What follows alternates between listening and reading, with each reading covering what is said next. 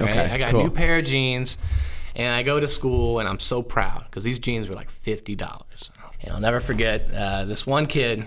He was heckling with the other jocks, and I heard him hawk a loogie. Oh God! Like, and I was like, oh, he better not. He's not gonna do what I think he's gonna do. And sure enough, he spit On the new jeans. on the new jeans. Oh. So I did what any kid would do at that point. I waited. I knew we had to go back to the locker room. I hawked a loogie in my mouth, and I sat there for 30 minutes. I was hiding behind the locker. And sure enough, I saw the silhouette of his face come by, and I spit. And in slow motion, it was like, it was not like the same little thing on my leg. It was, It was a shotgun blast. Oh yeah. Like on the nose, you could see it like just going for. Oh my God. And he got so mad, and he went to punch, and he went like this, and I grabbed it. Yes. And I punched him right in the face, and then the jock saw what was going on, like, and he's like, "Oh man, this guy's getting beat up." But he looked like he was attacking me, and he just got smacked. So they wanted to break it up. So they grabbed him, and they threw him up against the wall, and his head hit this coat hanger. Oof. So he got a concussion. He had spit on his face, and he got knocked the fuck out. Welcome to the Life Story Podcast. My name is Noah Chrysler. Each week, I talk to a different person about their own personal journey through life, from their earliest memories to where they're currently at today. We hear about the highs. I used to make like chocolate milk come out of my nose at lunch because that was the only way I thought I could get people to sit with me. The lows. And as we went back to go in, the doors were locked. So I had just broken up with him, and we're standing at the doors. And everything else in between. I biked 5 miles to get laid. Oh, in the rain too. It was raining. I forgot about that. The goal is to capture people's stories so we can understand their perspectives, learn from their decisions, and discover what it means to live a truly great life.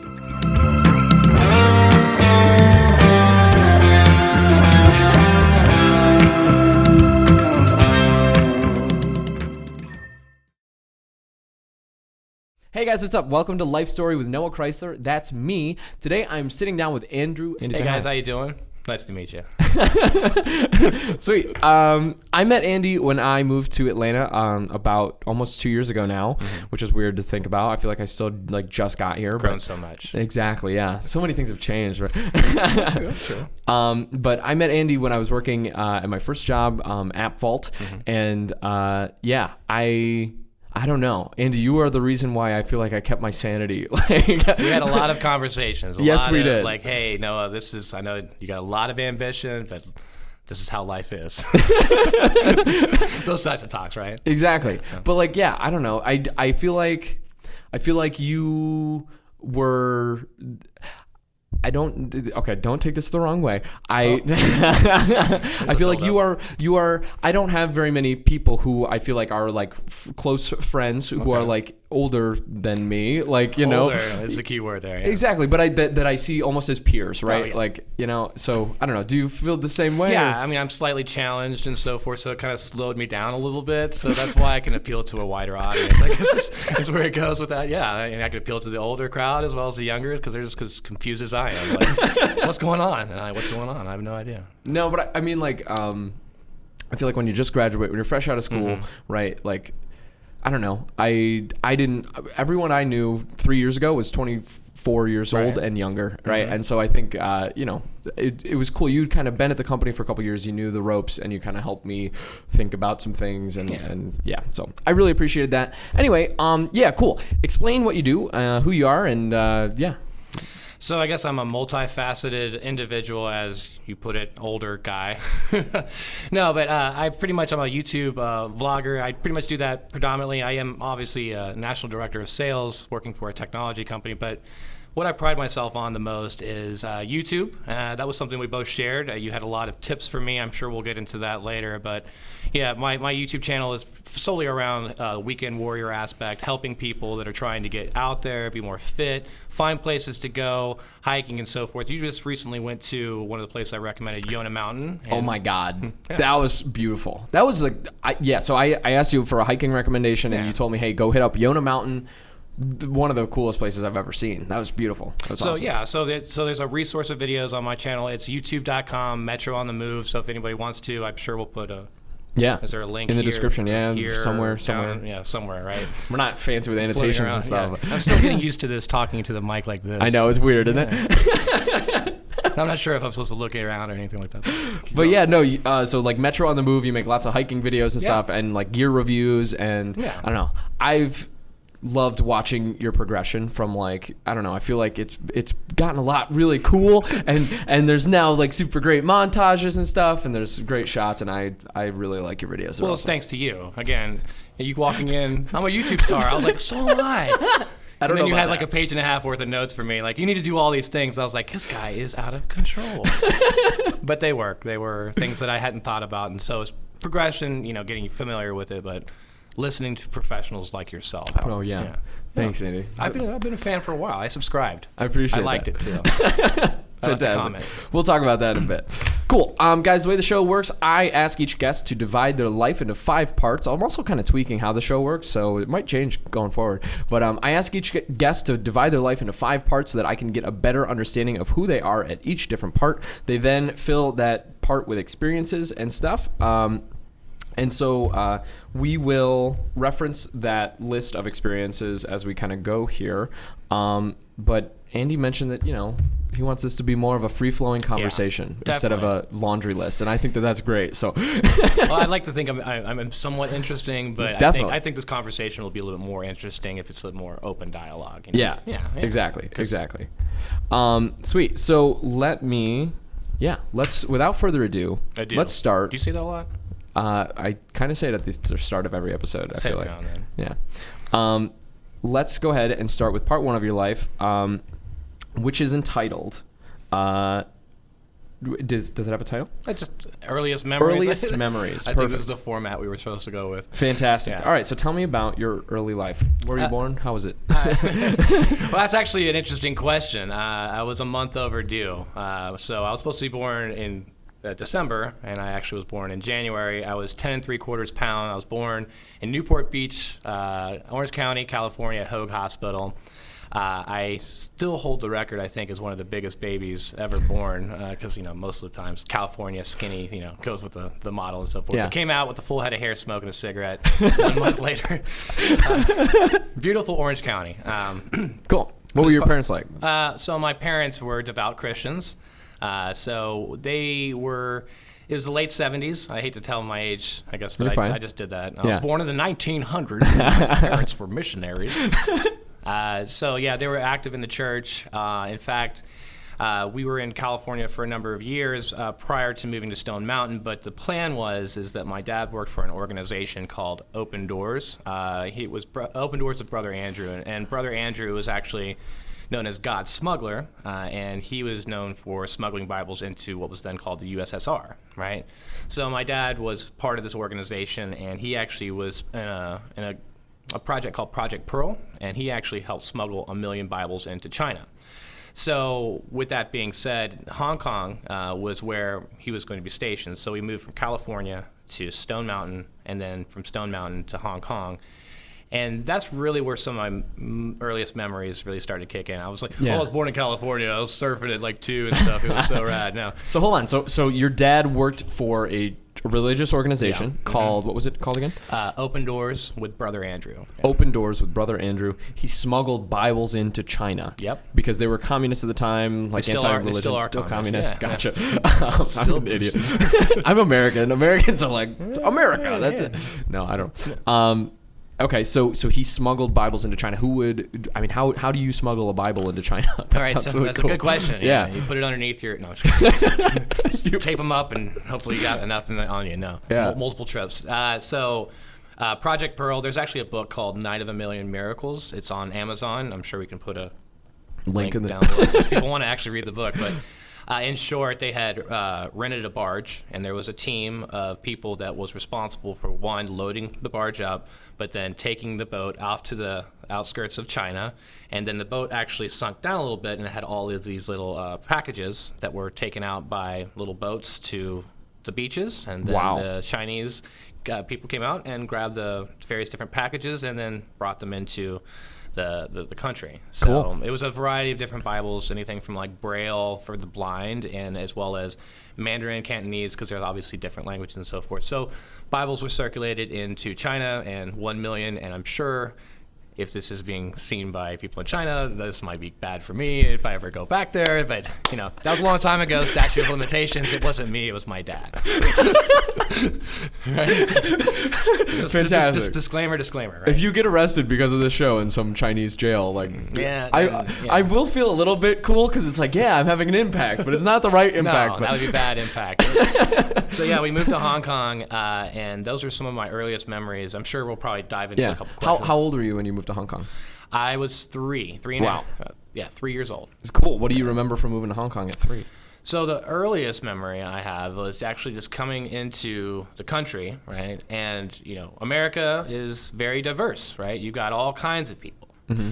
And if you can imagine early 80s going to Hong Kong, which was an international city, you know, it had some diversity there. I was an extreme minority. That was one of the first things I realized. I was like, wow, I look completely different than everybody around me. And I was just kind of like, well, this is a little overwhelming. But some of my earliest memories, I remember going to the markets. And if you've ever been to Hong Kong, the markets is where everybody goes to get their stuff, Yeah. whether from food or miscellaneous goods and so forth. But it wasn't like going to the regular supermarket. They had a regular supermarket. I think it was called Welcome, if I can remember correctly, was the name of the supermarket.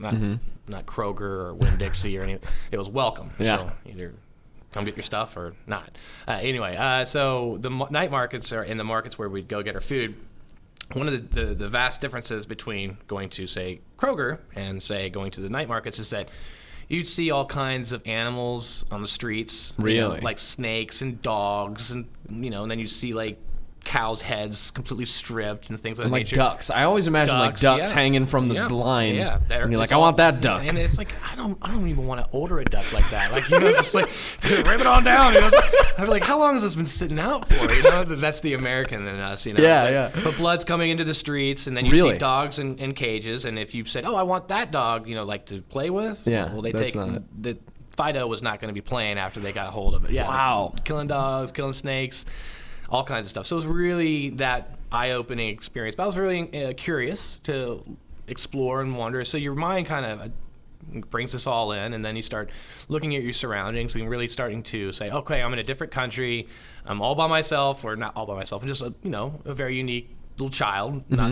And, going out and exploring in the streets is what I remember. Is pretty much one of my earliest memories of Hong Kong. But it's very awesome because the food is really great and stuff of that nature. But it was just a unique experience. Cool. Well, how old were you when you were exploring? That sounds awesome. Were you with your parents or just kind of like by yourself in China? Like, Yes. and do you speak the language? Well, it's Cantonese and Mandarin. Yeah. And I didn't speak the language, but having influence from people in the streets, body language and so forth, you can kind of pick up what people were telling you. So I was by myself in this world in terms of single child until about 4 and a half. And then my brother was made in Hong Kong, actually. We got him a little shirt and everything, said made in Hong Kong. That's yeah. fantastic. Yeah. Does he have the tattoo? Some people get the tattoo on their foot. Or No, whatever. I didn't get the tattoo. I think he had a red sweater. It said "Made in Hong Kong," Nice. and we kept it for years. But he didn't have to do the tattoo thing. Yeah. So when he came into this world, my mom was like, obviously very attentive to him because he's a baby. Mm-hmm. And I'm 4 or 5 years old now, and I'm going to be exploring. So I would commonly go down to the streets by myself and kind of go around exploring, looking at the parks and so forth. And I had some supervision. We had That's maids. badass. Yeah, we had That's maids. so cool. We Okay, had you had ma- maids. We had Gotcha. maids. So with the organization, Open Doors, they had little tiny apartments that we lived in. I mean, I think it was 500, maybe 600 square feet. Very small apartment for a family of 4. Mm-hmm. But we had maids that lived down the street that would help take us out and, obviously keep us, active and so forth. And part of that is how I got to know more about the markets. In fact, some of our maids were Filipino, and on Sundays was the big hurrah. Like all of the maids in the country would get together in the streets, and they'd go out there and cook, and they have all their friends, and you're just going all over the place. But the cool part was, maids also have other friends or have Gotcha. kids that they look after, so you start meeting other. You get everybody involved. Yeah. Gotcha. So Cool. you start meeting other kids, And that kind of like when it was time to start going to school, it's like, well, you're going to put them in the public school system. Yeah, that was my next question is, like what school did you end up going to? And was it in English or was it in... Yeah, so I went to an international school. So the international school, it had a blend of students from all over the world. So it was probably the best experience you could imagine as a child, right? You're learning, you're exploring, now you're going to school, and your schoolmates are from all over the world, right? So it was the best exposure to diversity, true diversity, because you had so many cultures, and at that point you're so young and you're just happy to be playing with your friends, and you adopt so many different lifestyles and so many different cultures into your everyday. So going to your friends' houses was a lot more fun, especially I say international school was very expensive, so they were somewhat well off, most of these kids that were going to that school. Now, I'm the missionary kid, so I'm not doing so well. They kind of had a special program for me, but got to meet the cool kids, and going to their house was, it was nice. Super nice. Nobody went to my house because it was so small. Also, like the buying power in China is probably crazy with like an American dollar. Well, or wrong? you would think that. Okay. So Hong Kong is actually very expensive. Really? Okay. Yeah. So you would think, I'm and it's also an ignorant American. I don't know things. I'm sorry. Disclaimer: not all Americans are ignorant. Just this one. I'm an American too, and I don't appreciate that. Sorry. Here's my radio voice. No. So what I meant by that is that most of the kids, their parents had very nice places to go visit, like their own pools and stuff, and they would have a lot more than say our 600 square foot apartment on the 23rd floor, looking out with bars and stuff of that nature. It's kind of scary. Yeah. No, so it was a good experience, and obviously they would have really cool birthday parties, to the nines. There you go. And it's an international city, so it's business. So a lot of very successful people live in that country as well. So cool. Yeah. Awesome. That's fantastic. Okay, yeah, let's dive back into your list of experiences here. Okay, so So we're talking about the maids, right? Yeah. So they were Filipino. So we also had another, I don't want to call it a compound, right? But we had a compound in the Philippines, right? And when I say compound, if you've ever been to the Philippines, especially in the 80s, it was still is kind of dangerous place. And so when I say compound, we had very high walls. There was jagged glass at the top. You had guards on every corner because people got robbed. We were always told once we get to the Philippines, hey, it's nice out here, but just stay in the compound. Be safe. Yeah. It had be a pool, smart. so we were happy, so cool.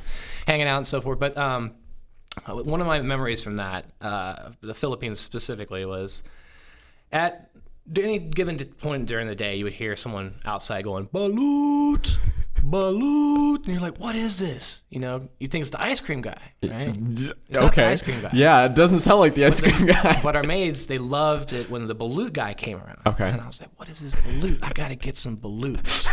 So when I heard the balut going on, the maid wanted to go out. I remember following her, and I was like, give me one too. Yeah. And she puts this egg in my hand. Oh boy. Weird eggs. And I'm like, okay. Weird eggs. Like, what's in the egg, right? Yeah. What's in the egg? And so it's probably hard boiled, right? Yeah. Maybe it's been treated with something. Maybe it got a certain flavor to it. Yeah, candy egg. Yeah. Candy egg would be perfect. No, there's no candy. Balut. Balut is a fertilized egg. So it's there's like black inside, right? There's a bird inside of it, like not fully developed. Yeah. And I see her going to town just eating it. Yep. And I was like, it made it look like it tasted so good. And I'm all like, I don't think so. And you didn't dive in? I did. You did? What'd you think? It dove out too. Like, I don't know. I'm very sensitive to foods. I'm exploratory on the front. Yeah. But ever since then, like, if we meet any Filipinos, that's the first question that comes out of my mind. It's like, do you like balut? And hands down, almost everyone was like, oh, that's the best. Oh my God. Little nuggets of bird. Yeah. Not like, you don't like chicken, just like, it has still sort of feathers like on it. bones. Oh, yeah. And they're just going to town on it. Oh my God. So another memory I remember was when we did go out of the compound, like during the day, if we went to go to see a movie or something of that nature, the transportation was called a jeepney, right? And the jeepney, you couldn't wear any jewelry. It was very particular because people, if they saw you wearing a gold ring, they might cut your finger off to take your ring. Really? So we're really scared. Nothing ever happened on the jeepney, but we were always told, be careful. Things can happen. The jeepney is a vehicle? Yeah, so Gotcha. if you can imagine it's almost like an open Jeep, extended Jeep, Like a safari Jeep type of a deal. with multiple seats. Okay. So it's like the Jeep front kind of, and then inside's kind of, it's like a mini open bus. Yeah. I've seen those around LA. They Yeah. they do Look the it up. guided tours. Put a jeepney in the description. Guys, go ahead and buy a jeepney in the description down below. Use my Amazon referral code. Affiliate link. Yeah, exactly. Yeah. I've got one of those too. We didn't go very far, but this one time we went to this place called Punta Bella Muerte, I think is what it was, and we actually had a taxi driver take us out to this lovely place, and the conversation obviously went very well because almost to our destination, he decided it was time to take a break, right? And he pulls over, and we're like, well, can we just go ahead and get to the place? It's like, not yet. I have to tell you, this is a stick-up. Yeah. Whoa. Yeah, so we got robbed by the taxi driver. So, Wow. Yeah, so the funny part is, again, remember, being a missionary, not having a lot of money, he didn't believe us when we said we didn't have any money. Oh my God. So we had to empty out our pockets. We had $37.58 or something like that. Yeah. I had to throw in a couple of my allowance and change and so forth. We made it even 40, I think, is where we were at. And he felt it was good enough and took us to our destination and didn't see him again. But yeah, I've been robbed by a taxi driver and, Wow. eat some balut in the Philippines. So. That's crazy. How often would you move as a kid from place to place? So we were there for 4 years, maybe 4.5. No, it was 4 years. And from there, we moved back to the States. Gotcha. So it was China. You moved to China when you were 3. Then how long did you stay in China? 4 years. 4 years. Gotcha. Now, okay, so this happened in China, what you're telling me. I'm sorry, the compound. Because you said the compound was in the Philippines. Same way we go on trips. Gotcha, you go on trips there. Gotcha. Cool. That was kind of like our family vacation. Yeah. That sounds really cool. I grew up in the United States. I went to a school where everybody pretty much looked like me. And it was, so what do you think, like, how were you different as a child, do you think, versus me who, lived in the States? Probably more open to other people, other cultures? I wouldn't say that. I mean, it's just, again, I had a lot of diverse friends, but at the same time, as a child outside of school, I spent a lot of time by myself. So it was more or less that exploring, self-reliance, almost. Entertaining yourself, figuring out places to go, just cool. Very curious kid. An adventurer from the beginning. Yep. That's cool. So we moved back to the States when I was like 7 or so. I think I was just turning 7. Had a small stint in Hawaii, and then jumped into California. Was there for a little bit. In fact, that was when I went to Disneyland for the first time. I thought that was pretty cool. Everyone talks about Disney World when they're on the East Coast, but I went to the original Disneyland. I thought, there you go, in California. Yeah. Sweet. And they had Knott's Berry Farm. You ever heard of that before? I've never. That's like the Snoopy version. Gotcha. Okay. Anyway, I remember. Yeah, Peanuts. Gotcha. Anyway, so we moved back to the States, and my first experience was Hawaii, and then California. And I'm 7. I'm like, oh, this is excellent. The United States is the best. This is great. And just seeing skateboarders and bicycling, because it was all like, this is going on. It's big time. Yeah. And I'm like, oh, I gotta get to this. So I got myself a nice Vision skateboard, got myself a BMX bike. Cool. And we moved back to Stone Mountain. Yeah. Now. Georgia. Yeah. So not the California Hawaii vibe. Not at all. So remember that first experience of going to Hong Kong, being the only, not say only, but very, very much a minority. Well, Stone Mountain was the same thing. But remember, I wanted to make friends with everybody. I didn't know anything different. Donovan and Antoine were some of my 2 friends that I met moving into the neighborhood, and they were cool. We hung out, played Nintendo. That was new. That was coming out. Yeah. Mario Brothers. Cool. You good at Mario Brothers? Kind of. In fact, I think I was actually better at Mario and Duck Hunt more than any other video game. You know why? Why? Because that was the one that came with the system. Oh, there you go. Yeah. So I was friends with Antoine and Donovan because they had every Nintendo game. They never wanted to trade games with me because it was always like, which one do you want? Super Mario Brothers or Duck Hunt? But they're on the same cartridges. That one you could choose either one.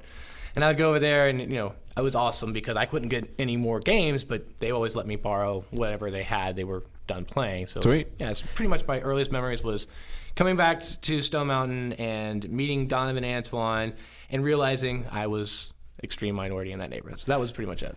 Yeah. Did you feel? I mean, did you feel different since you? I mean, you'd basically grown up in China, right? I mean, how did they react to that? Well, at first they were really skeptical of me, and I didn't understand why. You know, and obviously I didn't understand. I was a white kid. I didn't understand what white kid meant back then. It was just like, What do you mean by that? What does white kid mean? That's exactly my whole point. I was like, why are they treating me different? And I was like, shit, I'm the only white kid in the neighborhood. Yeah, damn right, I am the only white kid in the neighborhood. Yeah, same old for me. I was the only white kid in China too. Yeah. So no big deal, right? So what's your problem? So I will tell you this. I had one memory. I remember going over to my friend's house, and first of all, his parents didn't like me at all. They're like, why are you hanging out with this kid? And I was like, what's wrong with me? I was like, I thought we were getting along pretty well. Yeah. And we were playing Nintendo. And he was like, yeah, you guys just stay in here. So the parents went off into the living room, and they were in there for like 30, 45 minutes. And then they came back in and said, you guys done playing video games? All right, you need to go. You need to get out. Wow. And I was like, oh, wow, what's going on? Well, it turns out they only wanted me to come over to play video games with their kid because they were getting married in the living room. Oh my God, they got married? Yeah. So I was like, your parents just got married. So, that's not my real dad. I was like, oh, that's cool. You have another dad? I had no idea about all these things. Like, you know, you're getting married in the living room? People do that? That's wild. Yeah. That is wild. Yeah. Organizing a play date so we can go get married in the living room. Yeah, play with your white kid friend. And then that was it, yeah. That's amazing. Yeah. Okay, cool. Okay, so you're back in the United States. You are how old at this point? I'm 7. You're 7 years old in the United States. Cool. Sweet. That's awesome. Okay, so you're making friends, but you're still kind of the outcast kid because at this point you're the only white kid and you grew up in China. And it was tough because my parents were very strict. Remember, missionaries had a lot of rules, right? In fact, we had no cable. We had one TV that we were playing a Nintendo on. It was one of those tiny little TVs like this big. Yeah. Had 2 little dials on it. Ka-chunk, yeah. Yeah, and to make it even worse, my dad would not let me play longer than 30 minutes without doing some chores. Really? Yeah. That's the worst. Right. And if I got in trouble, I'd have to run around the house like 50 to 100 times, do push-ups, things of that nature. That's what I'm like. Are you serious? Yeah. And on top of which, no rock music, no Motley Crue, no Guns N' Roses, none of that stuff was allowed in the house. So very strict, a lot of rules, limited TV, no cable, very disconnected. So it was pretty intense. And again, the neighborhood was pretty bad. And this is another childhood memory. In fact, we always knew something was going on in my next door neighbor's house. Couldn't figure out what was going on. And then one day, he was shot dead in his car, right? In the driveway. And the cops show up and they pull the body out. You know, my brother and I are looking out the window. What's going on over there? What's going on? Turns out he was a drug dealer, and he had 13 kilos of cocaine that he had stashed in the pool behind an above-ground pool, but it had been like glossed over with moss and so forth. And at that point, it was time to move on. So those are some of my earliest memories. I know we probably just need to be moving on. No, you're fine. How old were you when you discovered that situation? That was right around 11. So we've been there for about 4 years. Neighborhood started going downhill, and obviously, we had things happening right next to us that might have been supplying what was going on in our neighborhood. So it was time to move on and get out of Stone Mountain. So, yeah, that was some of my earliest memories. Wow. Cool. I can only imagine what that's like to discover. Could you imagine the extreme, like going from, the missionary side, all about the church and so forth, and then coming to the States and then having stuff like that happen? Just seeing your neighbor get capped at 11 years old and that's crazy. Guys, this episode of the Life Story Podcast is sponsored by Modern Estate Planning. Guys, here's a hard truth. Every one of you will die someday. When that happens, sometimes people leave behind a ton of problems for their friends and family to solve. After funeral costs, some people die poorer than the day they were born. And worse yet, if you don't have a will or you have a bad will, your family members can end up battling in court over the things you leave behind. They'll have to pay a ton of lawyer fees, and usually when the process is all over, they'll all end up hating each other and never speaking to each other ever again. Why make your family members go through that when instead you can take steps right now to plan the legacy that you leave behind? If you're in the Atlanta area, the best option you have is Modern Estate Planning. Modern Estate Planning offers professional modern estate plans for the modern family. We've helped hundreds of families in the Atlanta area protect their legacies and avoid court. If you live in the Atlanta area and you don't have an estate plan, or you have estate planning questions, give us a call at 404-620-3793. That's 404-620-3793. Wearing, I wouldn't say hood clothes, but I had a starter jacket, and I was acting, a little street, right? Yeah. Because that was hanging with the kids in the neighborhood. That was the the way we all looked, right? Right. Well, that's not how people dress in North Georgia. In fact, we're in Woodstock right now, right? Yeah. This is where Yeehaw! This is where we moved. Right? Okay. Yeah. And at the time, in the 90s, there was nothing out here. And in fact, my school that I remember was surrounded by cow pastures. So, depending, the humidity in the South, going to school, high school stunk, man, I'm telling you. The old man joke there. No, but there was a lot of pushback. So you went from being, the outcast in Stone Mountain to now, who is this kid coming to this redneck school in the middle of the country? And I'm wearing all this, street gear. So the kids were like, oh, I'm just going to pick on this guy. Yeah. Well, that's where it gets interesting. All right. So the jocks. I think that's super interesting, though. You talk about like being the new kid in China, then you were the new kid in the United States, and then you were the new kid in, new kid in the hood, and then now you're the hood kid in the country. Yeah. Yeah. So crazy. Yeah. So the jocks had doing pretty good. They had the nice sneakers, and they had the little clicks and so forth. But I'm the new hood kid. Yeah. They called me a herb or a wigger. I was like, whoa. Yikes. Yeah. Okay. Do they even use that word anymore? I've never heard that. That sounds, horrible. Yeah. Right? But so that spread pretty quickly, right? Okay. So now the jocks are like, well, let's go pick on this kid. Now, the one thing that's great about being bullied, right? Some people can't handle it, and I understand. But if you get bullied and you run with the punches, yeah, you learn how to throw some punches. You're not going to win them all, but you're going to win a few. Fantastic. Right. So I remember, of all places, right? I'm sitting in art class, right? Oh God, you're painting a picture. Well, I was painting a picture. There actually. you go. Yeah. Doing your watercolors. Right. And of course, I was proud of my jacket. Didn't want to take it off. So I'm wearing my jacket in class, painting my watercolors. Maybe it was acrylic. I don't know. Sweet. Maybe it was mixed media. Anyway, so this guy comes up behind me and he takes the hood, because there's hooded jacket, and pulls it over. Yeah. Oof. I got pissed. Yeah. So I stood up immediately. He's like, "What you gonna do about it?" And without hesitation. Yes. I just hit him straight in the face, hard as I could. And because he was standing in front of the table, he flipped over it, so it looked even more dramatic. There you go. Yeah, big noise. The table comes crashing down. He falls and hits the ground. He's like, "What is going on? What's going on?" It's like, "You just got hit in the face, fool." And of course, the teacher's there. Immediately gets broken up. So it wasn't a huge fight, right? Yeah. But we get walked down to the principal's office, and like this, because they still would take kids down like this in the day, right? Get to the principal's office. He's like, "What's going on?" It's like, "This guy's picking on me, man." He's like, "What happened?" He's like, "Pulled the jacket over my head." "Well, you're a representation of the school because you're on the basketball team, so you're going to get 1 day of ISS from me." Nice. And he got 3 days of ISS. Nice. I was like, yes! I win. Best day ever. So you were on the basketball team too? No, they didn't let me play. Why not? Getting in fights? No. Oh.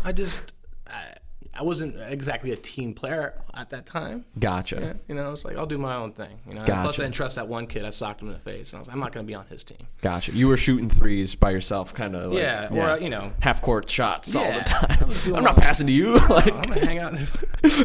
So what I did is, let's see, like high school was more like, I looked at it from a different angle. Like I looked at it as a way to become an entrepreneur. When I was a kid, living in the Stone Mountain, one of the things I used to do is I would go up to the basketball courts and I would sell candy and little drinks and such, and like a little concession stand, right? Sick. Yeah, making money. I love that. So I took that same philosophy to the country. So I've learned like tear jerkers and pixie sticks, and moved on from candy to cigarettes to beer, and I was distributing giving out the good stuff to all the kids, and I was known for that. So I was Andy the Candy Man, making money, and of course that was frowned upon, and the jocks didn't like me and all. But on the come up, started getting some nicer clothes, and got a new pair of jeans. We're not going to talk about fights too much, but there was a lot of fighting in high school. It was not good. But, you got a new pair of jeans. New pair of jeans. What year is this? What year is this? Is this in the 80s? Or the 90s? No, it's 90s. 90s, okay. So they got like bedazzled jeans? I don't know. No, this is like jeans for? Levi's. Gotcha, okay. Remember, I didn't have a lot of money, so new jean day was a big day. Gotcha. Do you remember when you got new jeans going to school? That feeling, or new shoe day? Sometimes. I don't know. I'm not a big clothes guy. I don't know. I kind of just wear whatever, which is really bad. It was a big deal for me, right? Okay, I got a new pair of jeans, and I go to school, and I'm so proud, because these jeans were like $50. And I was like, man, these are expensive jeans. Yeah. So I'm all happy. I've got these jeans, and we go to PE, and it was health day, so we had to watch videos. So we, instead of going to the gym or going whatever, we had to go sit down in this theater. Mm-hmm. And I'll never forget this one kid. He was heckling with the other jocks. He's all like, "Fuck that." Oh, I can't say that. No, you can. It doesn't matter. Screw that kid. You know, we don't like him. I'm like, whatever, guys, whatever. And I heard him hawk a loogie. Oh, God. Like, and I was like, oh, he better not. He's not gonna do what I think he's gonna do. And sure enough, he spit On the new jeans. on the new jeans. Oh, and yeah. at first, I didn't know where it went because I was like, where did it land? Where did it land? And I looked down on my leg. Oh, no. So I did what any kid would do at that point.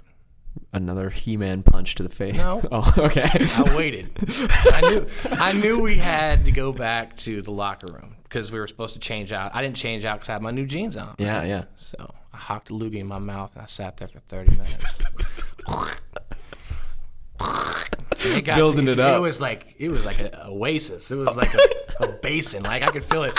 Like I didn't want to swallow it because it was nasty. It just been sitting in there for 30 minutes. And I remember going back to the locker room, and I went fast. Yeah. I got ahead of all the kids, and I was hiding behind the locker.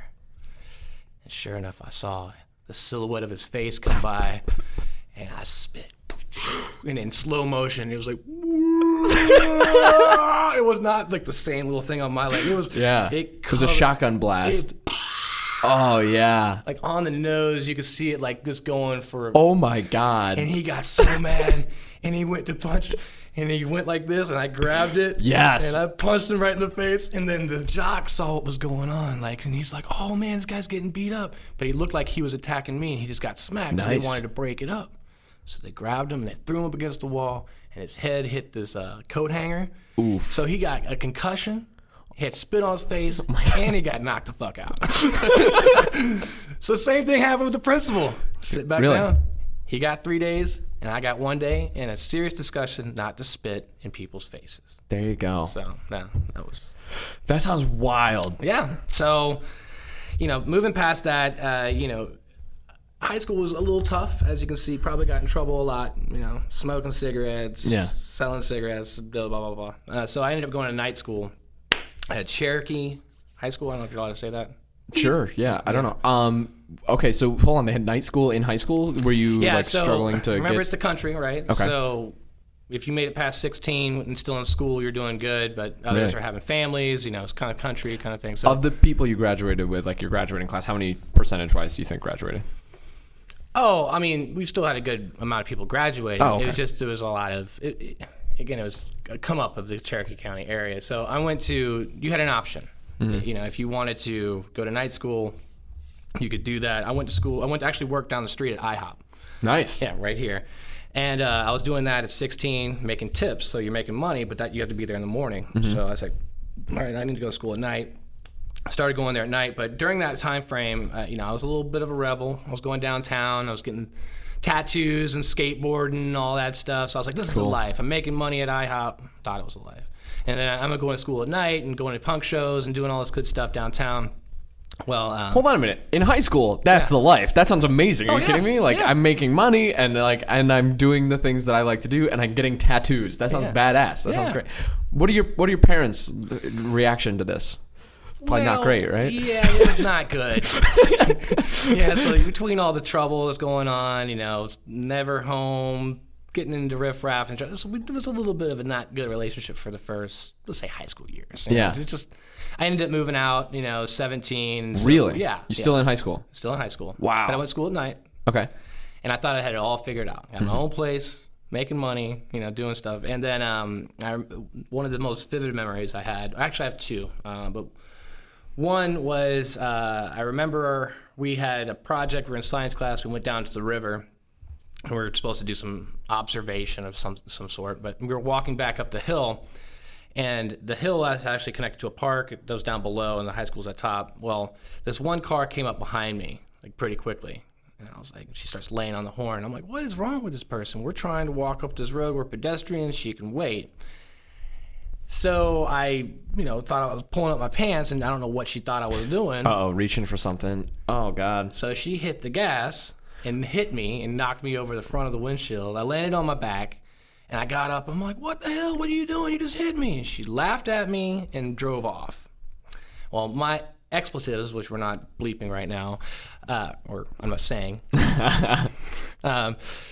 when I got to report at the security office, they said something along the lines of, well, sir, yes, we do have reports of this happening. And I was like, yes, go get her. There's the car. Yeah. Here's the license plate. That's hit and run. She laughed at me. Go. Yeah. They're like, yes, but the way you handled the situation was not the best. Like, how would you handle getting hit by a car? I went over the windshield. I mean, I did one of those flippies, you know. And I've seen the movies. Yeah, no, this it is real sucks. life. This is before reality TV, and I'm Jesus. like, yeah. So I reported it, and it turns out the girl that hit me was the daughter of a professor that worked in the school during the day. Oof. So the night riffraff crowd didn't really resonate. And because I cussed in the presence of a female or child, in Cherokee County, there was some sort of Are you rule shitting me? that would require you an overnight stay in jail. And I was like, so if we... You had to stay in jail No, because she got hit by you. She hit you with a car and you had to spend the night in jail? They said, we can move forward with these charges. Yeah. But you're going to go to jail for cussing in the presence. I was like, are you kidding me? Oh, my God. So I quit that and then went back to day school, right? Wow. Now, here's where it gets good. It was a fresh start because I had left, went to night school, and then the curriculum got messed up. So I had to make a deal. I said, don't go into college prep, just go into industrial, and you'll be able to graduate. And I was like, great, fresh start. So my GPA was a 4.0 for Sweet. the most part because I had a fresh start. So just Nice. as long as I did good with my classes. Art class, yeah. That's exactly what I did. Exactly, yeah. All I did was go to art class. Well, the classes were so easy that I could get done with all of my stuff within the first Couple of weeks. hour. Yeah, you know, like of the day. And then they're like, here's your pass to the next class, keep going. So I spent most of my time in the art room, which is where the story really starts to change. I ended up becoming the vice president of the National Art Honor Society, and then ended up winning a bunch of scholarships like Savannah College of Art and Design. Wow. Yeah. Okay, yeah, story really changes all of a sudden. So because I'm spending all day painting, you know, Right. and it's like at You this get point good. I'm already kind of well seasoned per se, so I've got some creative vibes going on. You know, I'm like, oh yeah, I just put this on it. So I ended up getting scholarships and so forth. But also around that same time frame, right around the last year, senior year. I had 2 senior years. We'll get into that later. But ended up forming a band called the Superbs.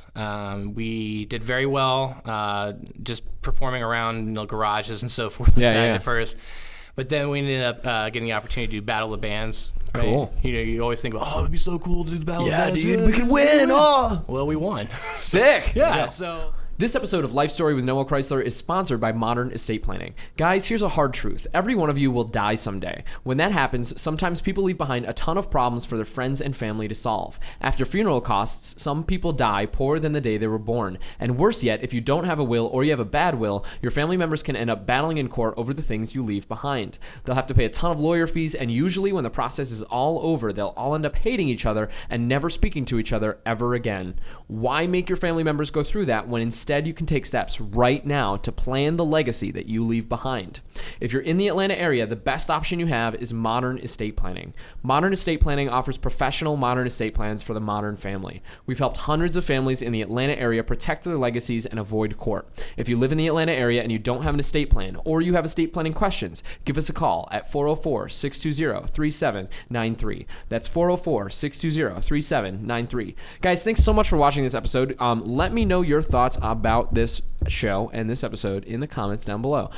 We have recently moved to a new studio space. I really like it. We've adjusted things, added some lights. There was a professional lighting guy that came in and was like, hey, you should put the lights here. And I was like, all right, I'll do that. I'll listen to you because you seem to know what you're doing. And I don't know, let me hear your thoughts about Andy's episode. I love Andy. He's the best. And he's standing right there too. So it's a little weird to talk about him like he's not here. But yeah, guys, thanks so much for watching. Go ahead, if you're listening on a podcast app, leave us a 5-star review. Also, if you could share this on your timeline, that is probably the best way that you could help us grow this show. I think that there's these weird echo chambers that happen on the internet where if you like something a lot, you don't realize that other people don't know what it is, and people don't realize how powerful their impact can be. They have networks and they're probably connected to lots of other people. And so if you could share this for me, that would be the best way for you to help me right now. There'll be other ways in the future. I'm going to have a merch store sometime eventually down the road. But right now, we're just looking for awareness, and sharing our stuff is the best way to get that. Thanks so much for watching. Hope you enjoy the rest of the episode. What do you do in the band? Are you playing guitar? I was at first the rhythm guitar and backup vocals. We had another singer, and then slowly but surely I became the lead singer. Still played a little guitar, but mainly just sang. Cool. Yeah, so... When did you learn guitar? Who kind of taught you? Well, music has always been part of the family. We always singing, rejoicing, and things of that nature. Yeah, that's right? true. So it comes hand in hand. But my dad had taken me to get some guitar lessons when I was very young, so I continued to play guitar, but playing punk, at the time, I was learning, because Nirvana was coming out, Green Day and all that stuff. I was like, My God, I used to love Green Day. So that is the only CD that I ever bought in my life. Was Green Day's American Idiot. I bought that CD, and then I was like, oh, I'll buy CDs all the time, and then I never bought another one because then I got an iPod. You only got one CD? I only have one CD, and it's Green Day's American Idiot. That is awesome. Do you have a CD stack at your house, with just the one CD? It's just one. Yeah, it's the big rack. It's like there's 300 slots, and it's just one. No. So that love of music, it progressed into other things. Like I listened to The Descendants, I listened to AFI, I listened to Bad Brains, Bad Religion, a lot of punk music. So the music was not necessarily the most talented. A couple chords. But it was filled with emotion. Emotions. Yeah. Then started going to the Warped Tour. That's what I'm telling you about the concerts and stuff like that. So we started adopting a lot of that style of music, and it resonated with the kids and the schools. And so what happened is we were actually able to start playing shows because we could fill an audience, and we would have anywhere between 100 to 300, maybe 400 at every show. And remember, 17, 18 years old, playing some 400 kids in an audience. Are you kidding me? At 17, that sounds awesome. Yeah, so that's what happened. So we started playing the Tabernacle, the Masquerade, the Cotton Club, all types of venues around Atlanta. And we started getting some notoriety, right? So, am I going to art school? Am I going to be in a band, professional band? Those both are options that may not have the best future, but we're going to go for it, right? So, as we're playing these shows, we did a couple conferences and so forth, and we actually started getting some noticed. We're recording albums, we're playing shows, and we started doing conferences, and we started getting noticed, and they're like, hey, there's potential with this group. We think that you need a little bit of work from a production standpoint. We're going to clean you up. So we started recording better songs, more produced songs with actual producers and engineers. Who were the people that said this to you? Where did you find these people? So it was the Atlantis Music Conference. She was part of the A&R team, supervisor. She was one of the first people that said, hey, you guys really have talent. You guys really need to bake this out. And that's Capitol Records, right? That's not just some place. And then we started getting some other notices from other people from a production standpoint that wanted to invest some money in us. And that's where we started, we got money to start making albums. Wow. And started selling albums. And we were now pressing, making music, and obviously playing a lot of shows. So what do we do now? We started opening up for bigger and bigger bands. We started becoming a opening act for headliners. So those same bands that we would go see from the punk side, even Bad Religion as an example, or AFI, we opened up for those groups. That's amazing. How old were you? Jake. So we're anywhere between 18 to 23 was at the time. Wow, that's super cool. Yeah. That's super cool. What is going through your head at that point? Where am I going with this? Am I going to school? Because I had to go to college. So I started going to college while I was in the band, and then the band started taking up more and more of the time. It's like, we need to do something. What are we going to do? So we made a decision to actually move to California. I guess that's kind of the next phase. I guess I don't know how you're doing your formats here. Yeah, no, I mean, I want to hear the story. Yeah. So we made a decision to go to Hollywood, and this is something that's good for everybody. Just like when you were graduating college and getting into your first job, that learning the lay of the land. Sometimes you need to experience it firsthand. No one can ever tell you. You got to jump in, both feet. Don't know what you're doing and just run off the cliff. It probably is not going to work out for you. So now, if you know what Hollywood is where everyone goes because they all want to make it. They all want to be famous. They all want to be successful. If you go out to dinner, your waiter is a actress or a singer or something of that nature. They're trying to make it in their own way. So there's a lot of competition. very hard to stand out. But we were playing shows. We were playing anything from the Roxy off the Sunset Strip to various different clubs, the Whiskey, the Viper Room, and so forth. We were getting opportunities, and we were opening up. In fact, I remember playing at the Roxy one night, and we actually were doing some work with a local rapper here in Atlanta called Timo from the Goody Mob. You ever heard of the Goody Mob? I've never heard of that. That sounds cool. Who's that peeking in my window, pal? Nobody now. You never heard that song before? But honestly, if I probably heard it, I probably would know it, but I'm sorry. I'm young and Give you sheltered. a little bit of A-Town experience. So Timo was from the Goody Mob, which is part of the Dungeon family. But Goody Mob also has somebody in that group that you would know. His name is CeeLo Green. Yeah, okay. Okay, so I like CeeLo, yeah. So Timo, Goody Mob, Big Kip, Cujo, I think was the name of the other guys in the group. But they're part of the Dungeon family, and the Dungeon family also includes people like Outkast. Wow. So very well-known, Cool. Southern rappers. And now we're going out to California. We're going to do a show. Timo's actually done a track with us. In fact, we can put a link to one of the songs down Hell below. yeah. I want to hear that really bad. Yeah. I don't think I've ever heard your music before. Well, I never even heard you play. I want to hear you play sometime. Well, you're not watching my YouTube channel. Really? Do you play on your YouTube channel? Well, there's stuff there. There's stuff that... All right, we'll stalk you later. So anyway, we get there, and I'll never forget going up to the Roxy and Be Real from Cypress Hill. You know who Cypress Hill is? I've heard of them. I don't think I'm... Insane in the Membrane? Yeah, okay, yeah. Insane in the Membrane. Yeah, no, I got it. Anyway, do a little bit of research on that. Anyway, so he was always out on the corners smoking Doja. Always. And it's like, this is California. I'm like, yo, this is kind of strange. This guy's out here just blatantly burning away. Yeah. We pull up, and Timo obviously knows this guy, so they're having their conversations. And I'm like, hey, Be Real, what's up? He's like, who's this guy? I'm like, oh, I'm in the band. I'm in the group. We're going to be playing tonight. You can come if you want. I'm sure you guys are already friends. You can get free access. He's like, I can get free access. Like, yeah. And here's a drink ticket, too, if you want. Yes, you're handing him a drink ticket. So I'm like still trying to talk to them, like, hey, no, they didn't want nothing to do with me. I'm Yeah. like, Timo, I'm going to go set up. I'll see you inside, and Be Real, hope to see you in the crowd. He's like, yeah, I'll see you. So, it was tough trying to fit in, on the Hollywood scene. I'm a punk rock artist, playing the scene and not having any money, living in a small apartment with other guys, 5 other guys, cramped up, Yeah, that's so cool. How old were you when you moved to LA and did all That this? would have been 23. 23. At that point, I mean, I feel like the only logical thing in your brain is thinking like, I'm going to be a rock star. Like, I'm going to be the next, like, I don't know. Who do you want to be? So, so our job every day was going to the studio and recording, rehearsing, and then setting up,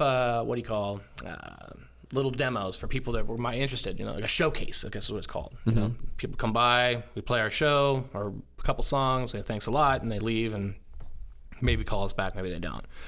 So yeah, you think you're going to be a rock star, but as the months go on, things aren't happening. I left school to, do this, and I actually had a fiance at the time back home, and, it was getting a little stressful. So I said, hey guys, I need to take a break. I need to go back to Georgia for a little bit. I need to see my fiance. I need to kind of settle some things down. And I'll never forget, on the flight into Atlanta, I was literally getting off the plane, and I got a phone call that said, we need you in Louisville in a couple days for this other showcase. And I was like, as in Kentucky? Kentucky? He's like, yeah, Kentucky. Kentucky. And I was like, well, I don't know how my other half's going to take this. I've been gone forever. Now I need to go on the road. They're like, no, it's going to be a great conference. The manager from Creed is going to be there. I was like, whoa, are you kidding me? I know Creed. Yeah.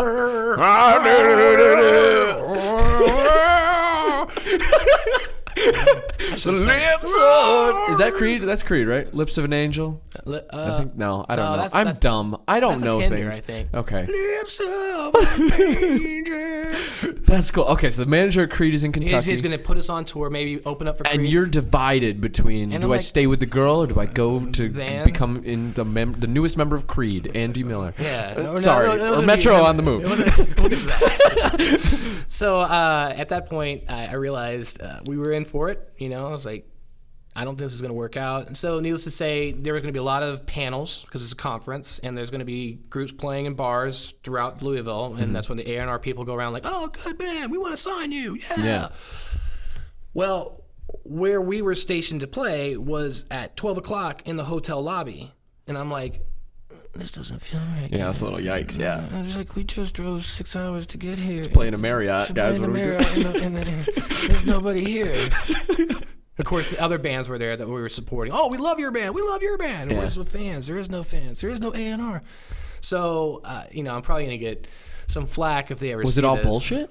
Well, they didn't understand the opportunity. It wasn't bullshit per se. It's just we didn't get premium treatment. Gotcha. So they spent all this money to get out there, and I realized where this was going. So what I did was I wrote a letter in the middle of the night, stuck it in their hotel room, and then bolted, and I quit the group. And I came back to Georgia and started, went back to school. That was it. Wow. I walked away. That's crazy. So what was? I mean, you were thinking, okay, we're just not gonna make. This is not gonna work out. It's not gonna work. How old were you when you quit? I was 23. 23. Yeah. Wow. So, Busy year. Yeah. Busy year. So it didn't work out. Went back to school. I got a quick degree in visual communications and started working as a production artist, and actually did pretty well. That's like your first job out of college. I'm actually making money, doing creative work. It was production work. It was Yellow Page ads. There you go. It was but it was creative. So digital production, and what year is this? This was 2004. 2004. Mm-hmm. Okay, so digital production is kind of graphic design type stuff. Yeah, visual communication, print specialization. Gotcha. I was making magazines. And you had a background in art from previous high school? experience, and also going into college had obviously started going down that path. Mm-hmm. But then I got the associate's degree in visual communications, working in print, doing various different creative projects. Then I went back to school at Kennesaw, and then later graduated with a degree in management and marketing. So I have a couple degrees. Cool. Yeah. Very cool. But that last year at Kennesaw, I actually ended up joining another group, which, again, if you want to see some music, I'll put some descriptions down below, links in the description. A band called Unknown Soul did very well. In fact, within a year, we went from just me replacing their current singer to producing an album, being one of the best local acts. We were opening up for bigger bands. It was happening the same kind of model, right? Mm-hmm. Unfortunately, what had happened after we won a number of different contests, Battle of the Bands, whatever you want to call it, doing record releases and so forth. Well, I'm sorry, what was your second group called? Unknown Soul. Unknown Soul. Yeah. You're playing similar stuff. Punk? It's more like, 90s rock. Okay. When you see this... Give me an example. A cover. Arms over an angel. Perfect. No, Okay. I don't want to spoil it. There'll be obviously an opportunity to see some live performances as well as recorded performances. It's in the YouTube channel. Gotcha. Okay, I'll go check it out. Yeah, cool. Yeah. Sweet. Covers and stuff, No, or all original music? All Wow. original, and we were getting some interest. But then I graduated school. I had to get a job, and this is a true story because this actually resonates with you. I had actually worked on an interview trying to work with a company. I don't know if I'm supposed to say the company name. You can. It doesn't matter. Anyway, if you feel uncomfortable about it, you don't have to. So I got a job, and but before I got that job, I remember basically them telling me, saying, okay, we have an opportunity for you here in Atlanta, or we have an opportunity for you in Orange County. And I was all like, what do you mean Orange County? And they're like, well, you can live in, Orange County or the surrounding areas, and there's an office in Irvine, which is right outside of Laguna Beach. Where is Orange County? In Georgia? I'm an idiot. I don't know things. I don't know. I'm sorry. Orange County's in California. I don't know, guys. Okay, I'm from the burbs in New York. Okay, I don't know things. So one thing I recommend to you, Noah, is go to Orange County. Okay. Yeah, it's this completely diverse place that you would just love. And it is located in Southern California, which I totally knew. Let's put it this way: they have the upper there, and then the super upper, and that's about the diversity that they have. It's a very mansions and stuff, LA or like Hollywood area. Well, Southern California. Okay, Hollywood is a whole nother beast compared to Orange County. Okay. Yeah. You need to learn something new. I feel embarrassed that I don't know these things. So listen, everybody, let's put together a GoFundMe for Noah so he can go out to Orange County and explore this wonderful, beautiful place for his own well-being. Because I think it'll just mind blown. Okay. Right. Okay. Mansions everywhere. Well, it doesn't have to be a mansion. You could have a 2-bedroom and it's worth $7 million. Yeah, gotcha. Okay. Anyway, so I was like, I don't know. And they flew me out there. And when I got there, I knew immediately that this band thing isn't going to work out. I'm at this point. What made you think that? Well, I was 27 at the time, and I realized, well, maybe I should be doing something else, than the band stuff and focused on my career. And now I'm moving to Southern California. This is a way better opportunity. So scrapped all that and decided to make my way west. Gotcha. You ready for some good stories? Here we go. Because I think you've heard this story before. I think so, probably. I've heard a lot of them, but it's great to hear them all in sequential order. Yeah. So I get this opportunity to move to California, but I got to find a place, right? Yeah. And if you remember, the property's really expensive. Like most apartments are going for $1,800 for a small one-bedroom, 500 square feet, no AC, right? No AC. Yeah, they don't have AC there. No AC because it's so I don't cool. think I could have done early 2000s. All right, GoFundMe, Noah Chrysler, get him out to California. He'll understand the no AC thing. Out by the water side, it gets really cool, and you just open your windows. You don't need okay, it. gotcha. The water's a lot cooler out there. Okay. Than on the East Coast. Again, things you'll experience. GoFundMe, Noah Chrysler. Anyway, so Noah actually had shared some stories with me. We'll get into your experiences. But I had made a very dire mistake. At this time, Craigslist was still kind of new, I guess-ish. Yeah. Post different things and you get different responses, sell things or meet people. And stuff. Well, I needed to rent a room. I didn't want to commit. I didn't know how long I was going to be there. And this is 2000 what? I think this was 2007. Okay. Right? 2007, we're moving to Orange County. Moving up. We're on Craigslist looking for a place. Yep. Sounds kind of bad already, right? No, it sounds great. Nothing could go wrong at all. Because they've made movies about Craigslist, right? Have they really?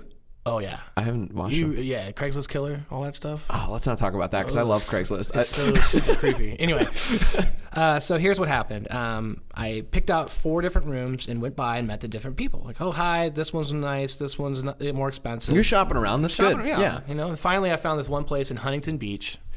It was a 4-bedroom.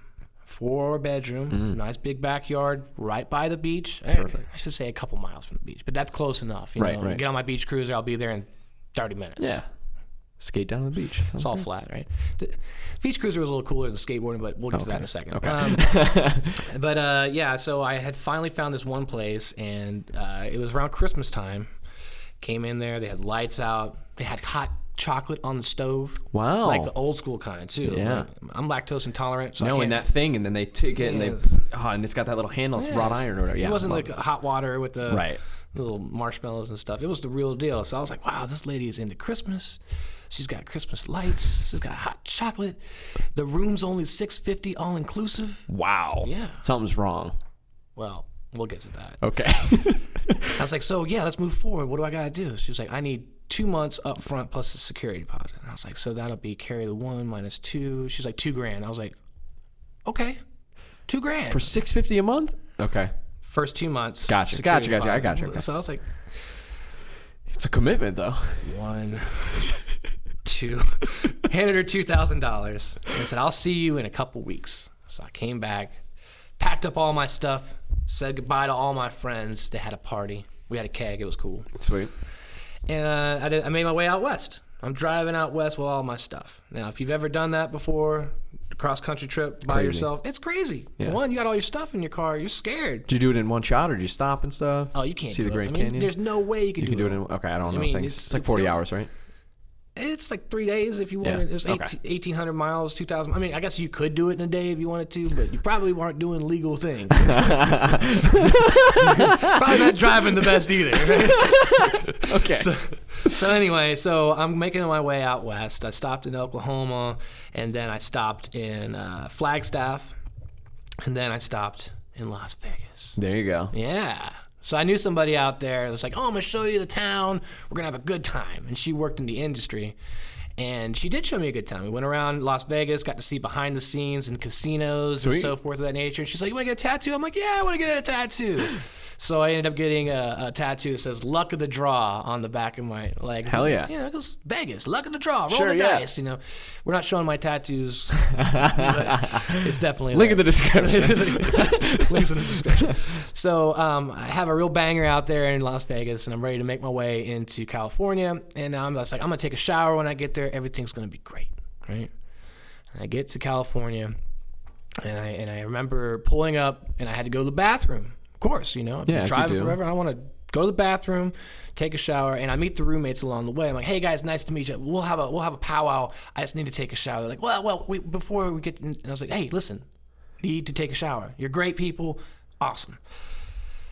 Open the door. There's no shower.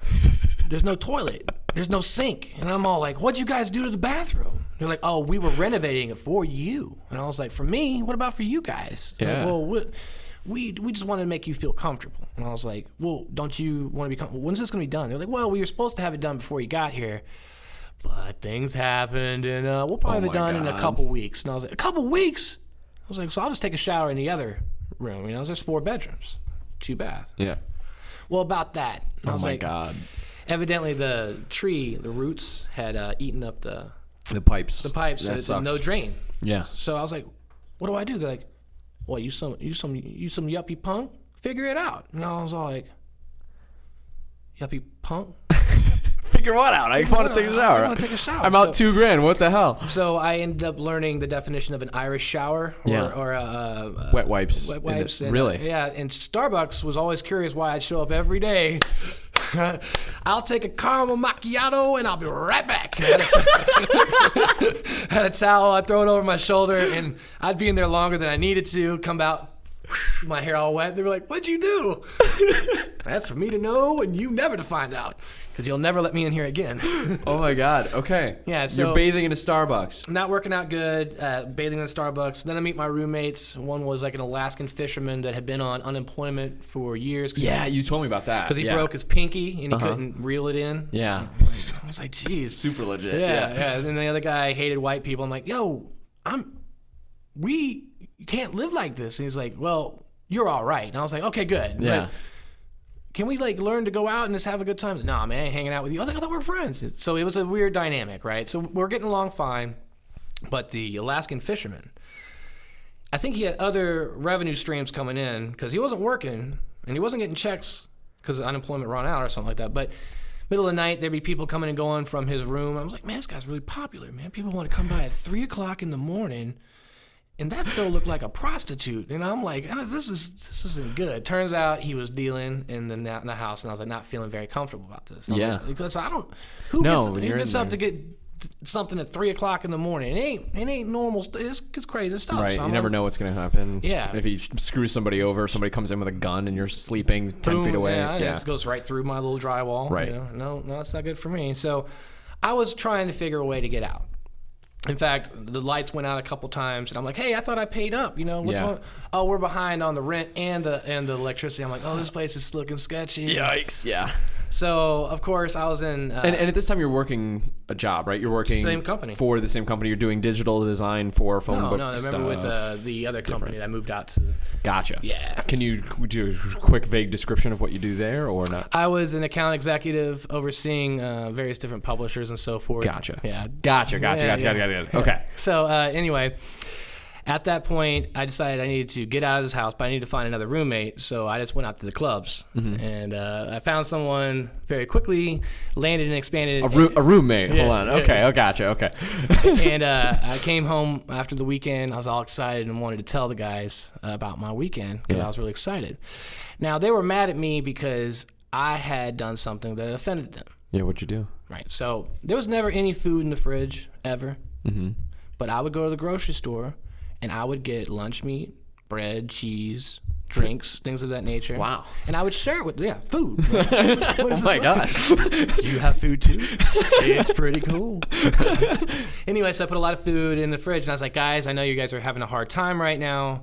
You can have some of this food if you'd like, but I have one rule." I'm like, "What's the rule?" Don't touch my Fritos. Don't take the last of anything. If there's Gotcha. one last piece of cheese, if there's one last drink, 2 slices of bread, because nobody wants a half sandwich. Right.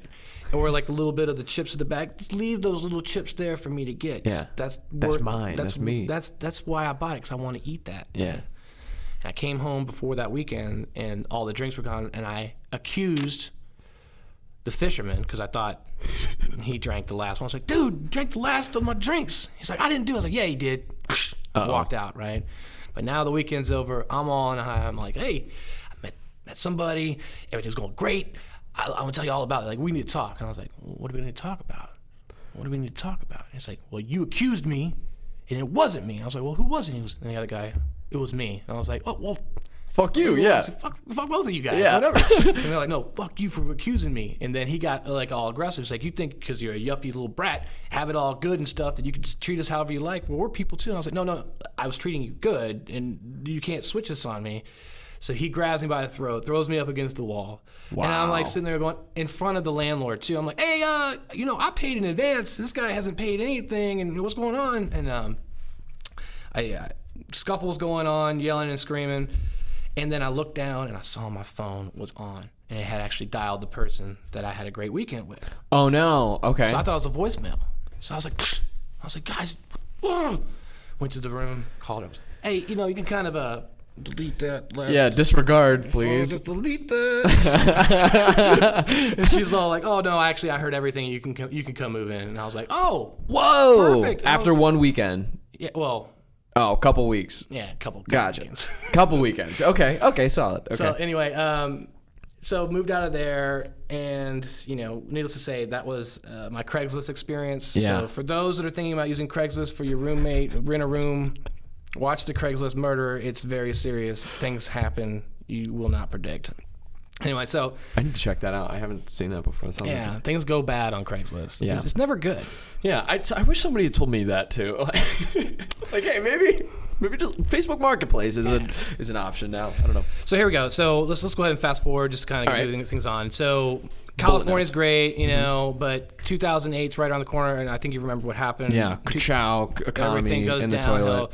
But we had an opportunity. We moved over to the East Coast and actually moved to an island called Tybee Island. Yeah. I remember this. So basically, from my understanding, and you fill in the blanks, but you were working on an island doing like a sales job, branding and working. I was an account executive again, but I was working for a branding agency, Gotcha. doing like broadcast commercials and things of that nature. So it was a totally different job for me.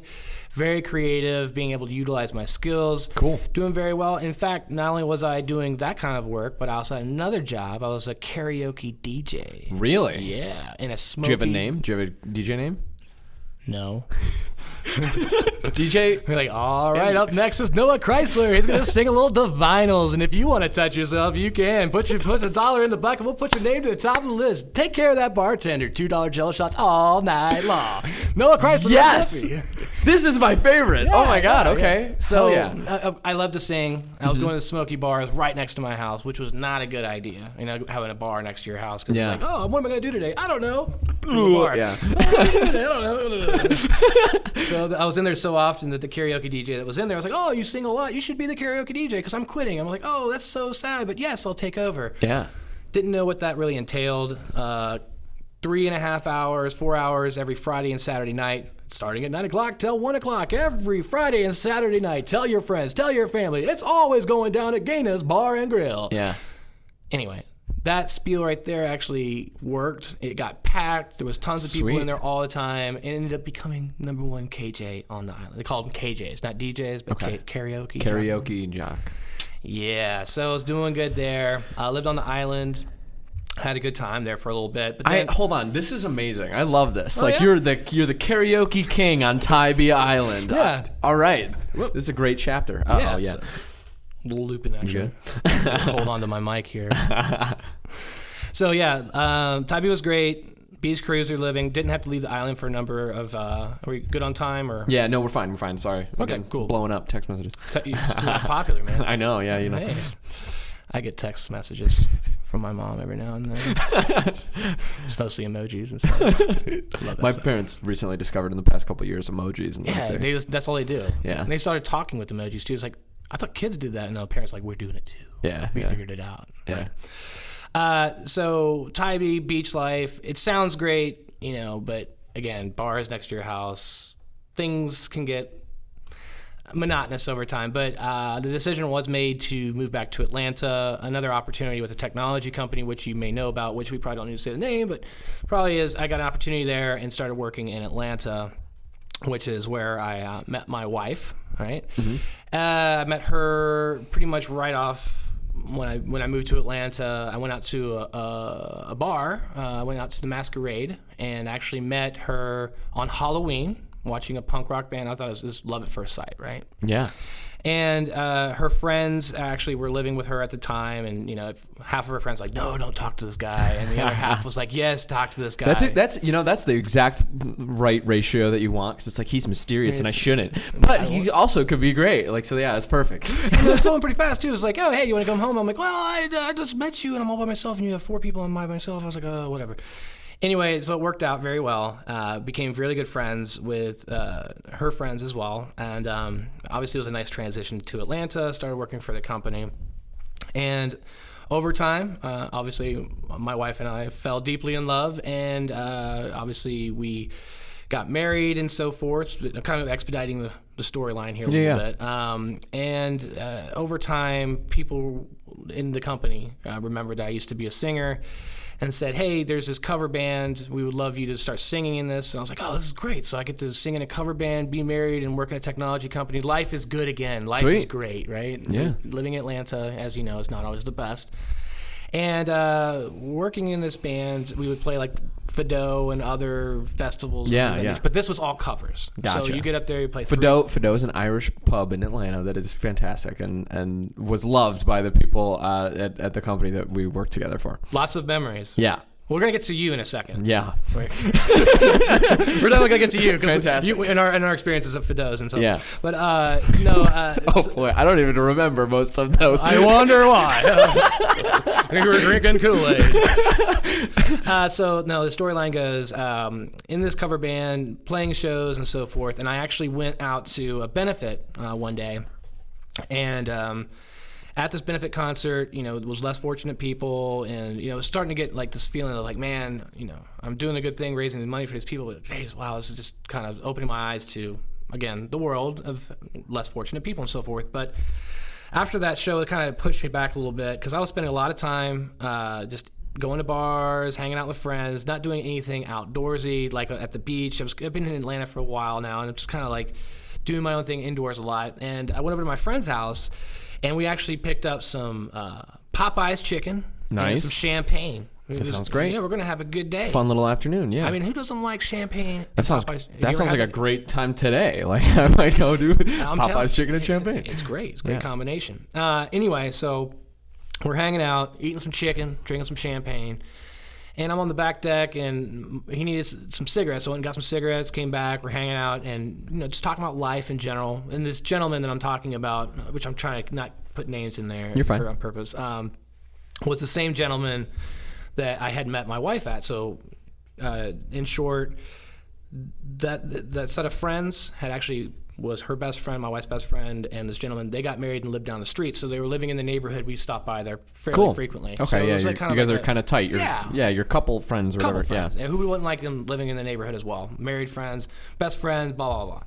We're having conversations about life, and he starts making these weird gestures as I'm talking to him. I'm like, what do you mean gestures? It's kind of like weird facial. I'm like, and talking, like we're talking right now. I'm like, kind of like looking at me like. I'm like, well, if you don't really enjoy my conversation here, I'm just going to go ahead and leave, Yeah. And then he started shaking a little bit, and his cigarette in his mouth started falling. I was like, okay, this isn't good. And then he just falls down on the floor, and I'm all like, okay, are you messing around? And then he started turning purple, and I was like, wow. So I got over to him, and I put him on his side, and then the girls come in, like, what's going on? What's going on? Called 911, and I remember the dispatcher was on the line saying, hey, keep pumping on the chest, keep pumping on his chest. And I literally saw him come up, take his last breath, expunge it, and then the light literally go out of his eyes. And I was like, oh, this is not good. And at the moment that happened was when the medic team actually showed up. But the girls are freaking out. I just saw this happen. I knew it wasn't looking good. I knew that it was over.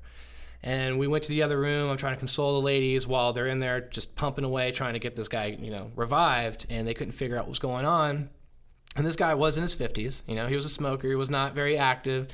And I guess it just caught up with him. And, he had a heart attack and died.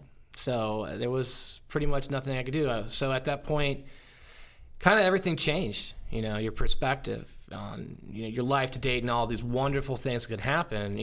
That's when you asked me to do this life story. It was very important to me because it's like, I need a chance to tell some stories. But for this gentleman, his life is over, right? That is done. Right. He didn't have the next day, and he didn't have anything else after that, and it's just his memories. So at that point, I kind of looked at my own life and realized, I was like, man, partying, going out to shows, clubs, spending a lot of time indoors. I need to get out and actually start doing something different. I need to take a different path in life. I need to figure out how I can be more active, to be more healthy, to just explore, do different things than just the same thing over and over, because life is short. You never know when it's going to end. Yeah. And at that point, it kind of took a pivotal change. I stopped singing. I stopped painting. I stopped doing anything creative. I just said, I don't want to do any of that anymore. I want to do something completely different. So being young, I love to explore and be outside, so I returned to that. And so I would go out into the woods, into the mountains, and start finding trails and things of that nature. And it was a lot. You had to do the research to find places to go. And I was like, man, I wish there was somebody that could help me do this. And then I got the idea. I was like, oh, well, maybe I should start recording this and making videos.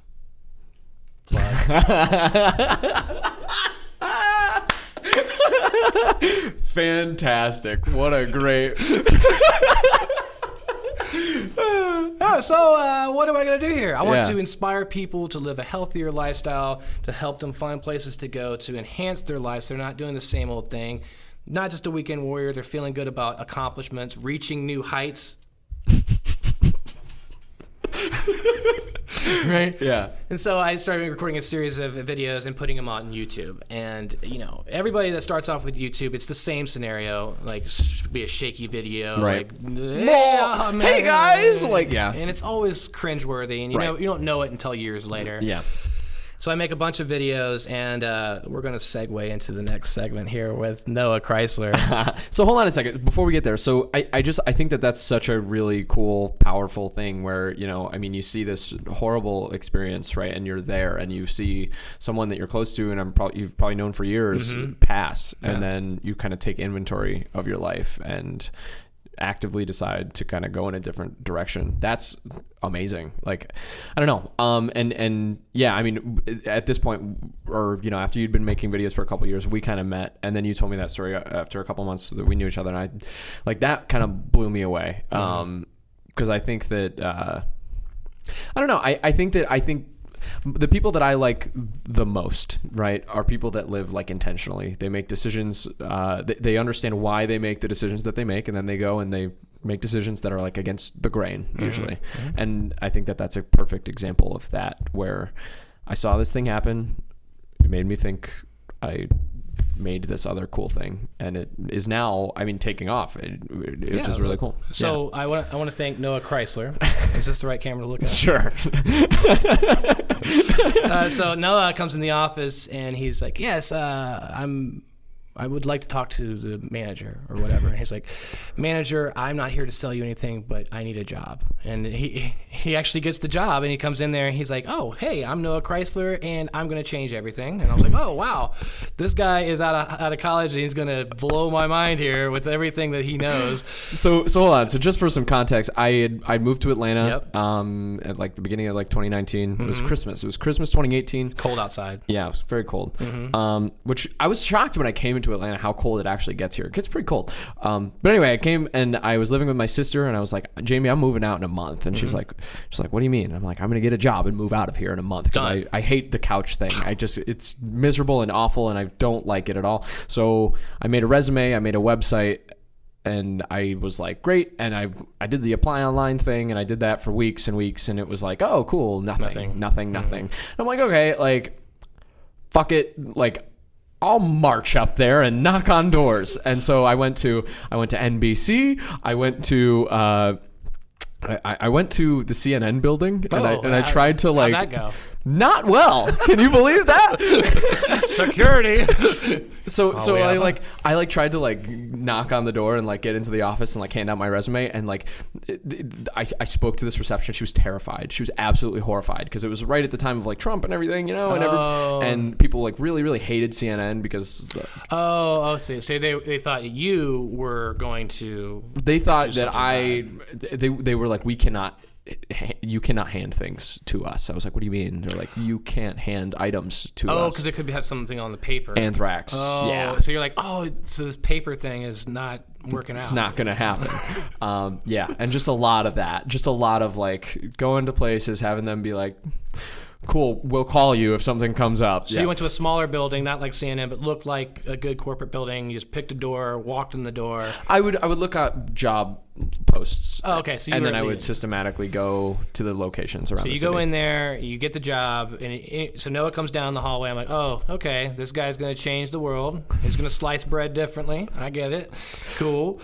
And he starts talking about YouTube, and I was like, oh, he's a YouTuber. I'm on YouTube too. Okay, let's see what he's got. And I was actually really blown away. You had a lot of really well-produced stuff, way beyond what I had, and I was a little intimidated. I appreciate was like, that. well, my stuff's good too. It's just it's different, Just right. You just have to take it in. And you talk about this, and I talk about walking around the woods, so it's different. And yeah, and he's like, well, I could. Noah says, I'll give you a list of things that I think that you should do. Yeah. So he gets out that piece of paper. Which is not a good, in hindsight, terrible thing to do to make a first impression. Awful, horrible. Like I want to punch myself in the face already. Like here's what you're doing wrong. And here's you should be doing better. I was like, well, what's he know? I want to beat the shit out of my former self. Like that sounds awful. That sounds so bad and cringy. And I don't know. Yeah. Anyway. So this list of items, I glanced over it and I was like, yeah, I probably could do that. And maybe I should do that. Just for some further context for that, because I feel like I don't know. Before I had. Tell me, Noah, why is it trending? Yeah, exactly. So I had worked on before that I'd basically taken a year with my buddy, and we were in this program, and they gave us some seed money, and they were like, hey, go start a company. Mm-hmm. We were like, we want to build a YouTube company, and they're like, great, stop making excuses, here's some cash, go do it, let's see what you got. Right. And so we were like, okay, shit, yikes, we got to figure this out. So we started making this company, and eventually we focused on this brand that was analyzing top YouTubers, right? And like really critically looking at and researching and like saying, okay, cool, what did this person do to blow up, and how did they make their career? So I felt like I had learned some things, and I had a foundation. It wasn't just like, I don't know, well, like you should do it this way. I actually genuinely felt I could help. You had the method behind the madness, and I watched your videos. Yeah. And I was like, maybe he does know what he's talking about. Maybe I don't know what I'm talking about. And at this point, to give context as well, I had maybe 100, 200 subscribers. I had maybe 30,000. This is at the very beginning. Right. And listening to Noah and why it's trending. And my crazy manic rants on crazy bullshit. Taking in some of these pointers and tips, I will say that we went from 200 subscribers, around 30,000 views, to today it's around 1,200 and about 170,000 views. And again, for Old Man Tromping in the Woods, which is not what it is, but it kind of is. My channel it's all about helping people, but at the same time, just taking that storyline, learning how to deliver it a little bit better, making it more interesting. Those were all the things that I would say thank you for doing. And I want to say that I have brought something for you to celebrate. This is a limited edition Metro on the Move hologram sticker. That's awesome. Yeah. I have my other one, but it's not holographic like this. That's the limited edition. Hell Only yeah. Only 100. So that's one of 100. I have another one here for the tech guy back here. Don't want to leave him out. Fantastic. Caesar's helping on tech. Caesar's on the tech. We got a full line support here. So cool. Thank you very much. I genuinely love these. Which company did you go with? Sticker Mule. Sticker Mule, yeah. They're great. We'll put an affiliate link in the description down below. All of this stuff will be down below. Dive into that description. But no, I want to say when you reached out and said, Andy, I want to do this podcast. Are you interested? I really was, because I see what you're doing, and I think that it's a great idea, and I think it's a great platform for a lot of people to tell their story, and it doesn't have to be as long-winded as mine. And I know this is probably going to get edited. Like, meet Andrew Miller, and that was a great. No, thank you for what you've done. Obviously, with your tips and pointers, and thank you for this invite to be here because it's definitely helped out a lot in my YouTube channel. And I definitely hope that this story was more entertaining for you. It was awesome. All of you watching today and tomorrow because it's on YouTube. It's forever. Yeah, exactly. Yeah, and 10 years down the road. No, and Andy, thank you so much for coming on. And I don't know. There's a bunch of questions that I have for you. Yeah, let's go for it. But also, I also want to give some more context to that stuff.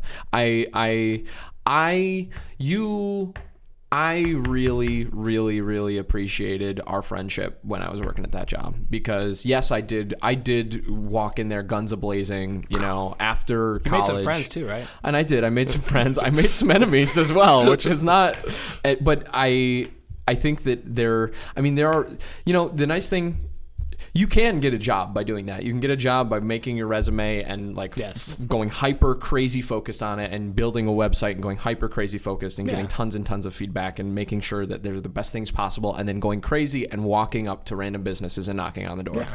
You can do that. But I think that there's pros and cons. I don't think it was necessarily like the right culture fit for me. And I think that I was really, really struggling a lot during that time. And it's nothing against the company. There's some really, really, really great people there, but it just was not, I don't know. I definitely felt like square peg in the round hole. Would you kind of agree? Well, you got pushed through it, so you kind of rounded out a little bit. Right. So you're kind of like morphed up a little bit, but you still got some of the boxy form there.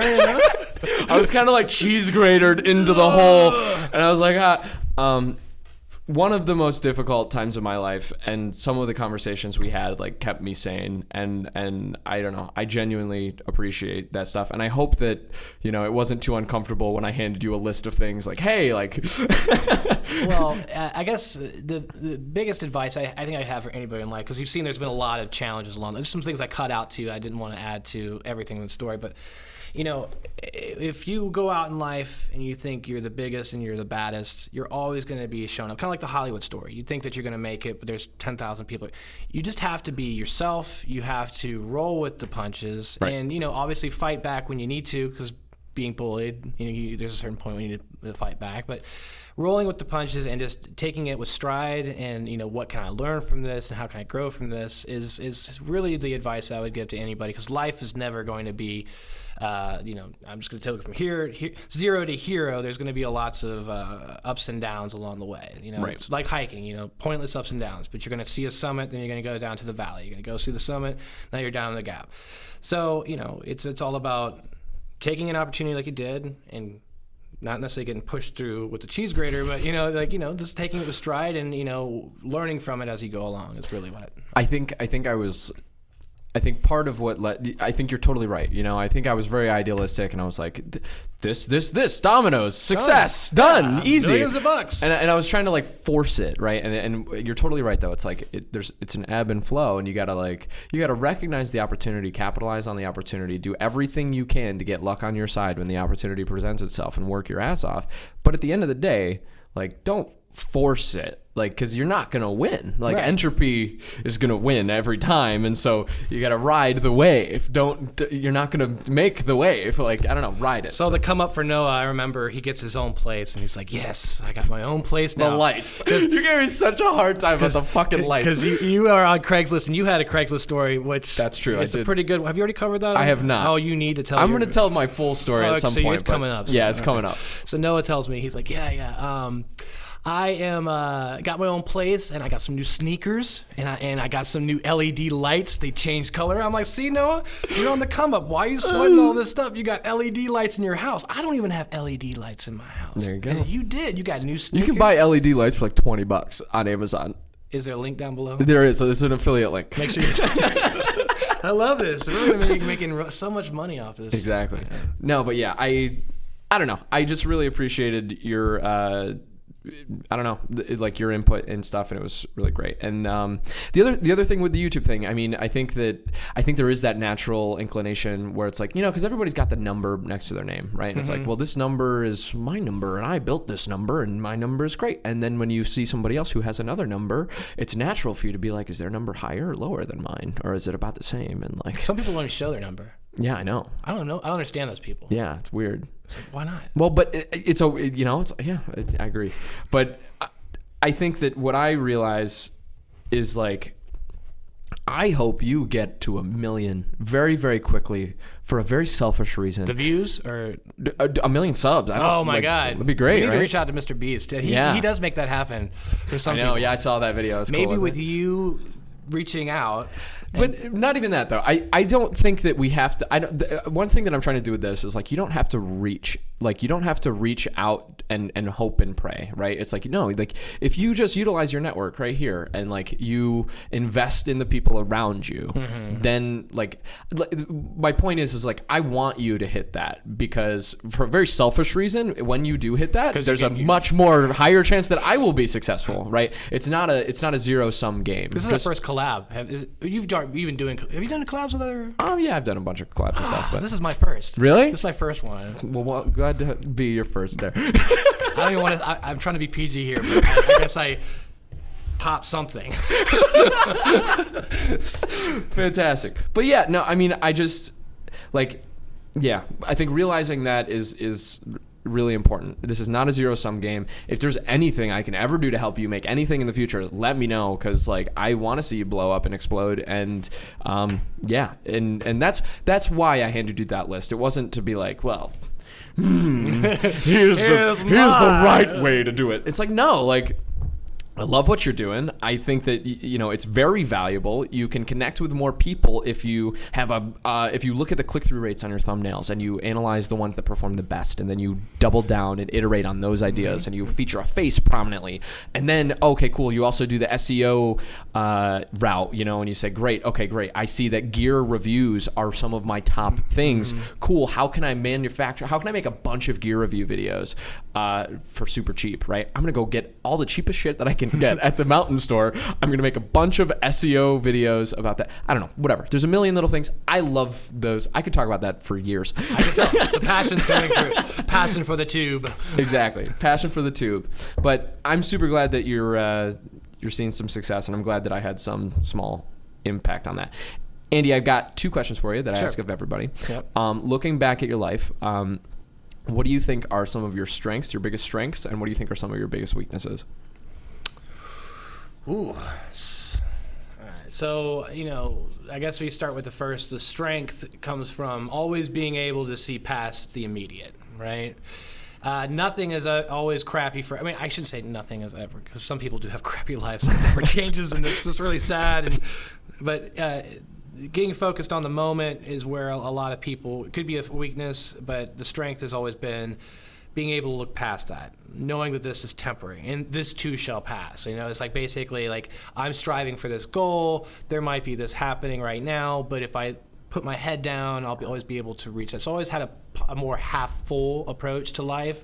Just knowing, because I've rolled with the punches my entire life, from not really having a lot of money to being bullied to having somewhat of a rough start to using some of those experiences to kind of push through and get to a greater goal. I would say is a strength.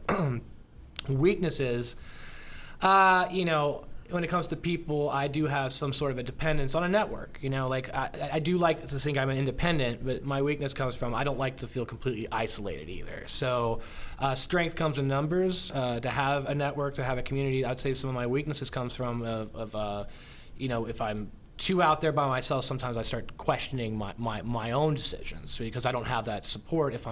So weakness is that I might be somewhat dependent on others for feedback, but I think that's natural for everybody. Yeah. And then weakness is I wouldn't say that I'm thriving with weaknesses, but it's just like